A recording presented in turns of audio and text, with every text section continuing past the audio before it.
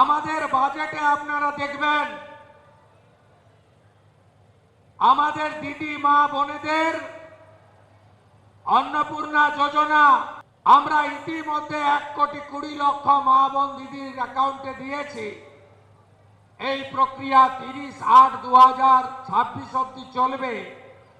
Verification হবে, প্রত্যেকটি যোগ্য প্রাপক পাবে, অযোগ্যরা বাতিল হবে। একজন প্রকৃত দিদি বোন অন্নপূর্ণা যোজনা থেকে বঞ্চিত হবেন না। এই জেলাতে 15 লক্ষ দিদি এবং বোন আবেদন করেছিল।